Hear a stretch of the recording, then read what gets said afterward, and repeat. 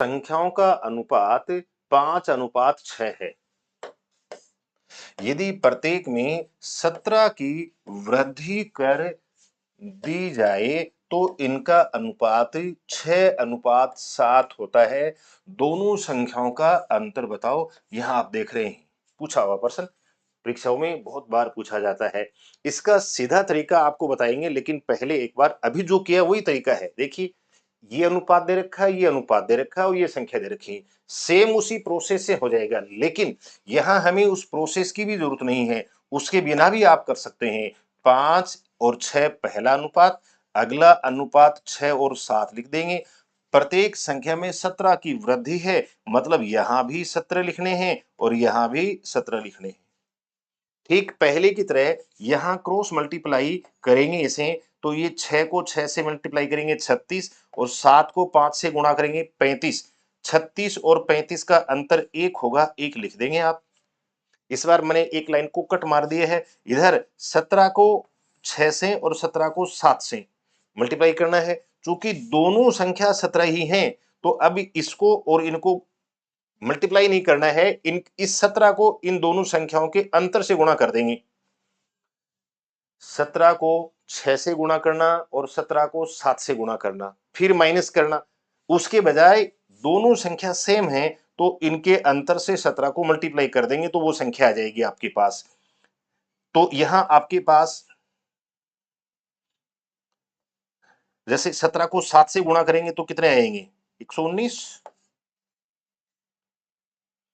और 17 को 6 से गुणा करेंगे तो कितने आएंगे? 102। और इन दोनों का अंतर करेंगे तो कितना आएगा? इन दोनों का अंतर कितना आ रहा है? 17। यही मैं आपको बता रहा था, 1 = 17। ठीक है, 1 = 17 आपसे पूछा क्या है? दोनों संख्याओं का अंतर। इस बार संख्या नहीं पूछ रही, अंतर पूछ रहा है। तो ये देखो, एक संख्या 5 है और दूसरी संख्या 6 है, तो 5 और 6 का अंतर आप बताओ। 5 और 6 का अंतर कितना आया? इनका अंतर 1 है। और इस 1 को किससे मल्टीप्लाई करेंगे? 17 से मल्टीप्लाई करेंगे। चूंकि 1 17 के बराबर है, तो आपका फाइनल आंसर आ जाएगा 1 गुणा में 17 और बराबर कितना हो जाएगा? 17। अब यहां ध्यान रखने वाली बात है, ये मैंने इसका शॉर्टकट किया है।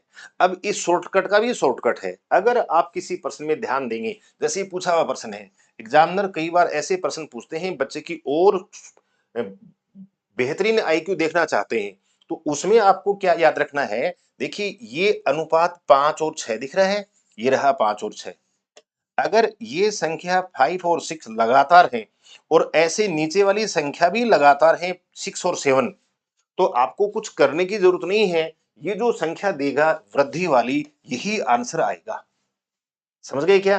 तो इतना जो कुछ किया है वो आपको करने की जरूरत नहीं है, डायरेक्ट आप आंसर लिख सकते हैं। मेरी बात यहां आप समझ गए होंगे। और अगर नहीं समझे हैं तो इसको मैं एक बार दूसरे तरीके से थोड़ा सा आपको और समझा दूं।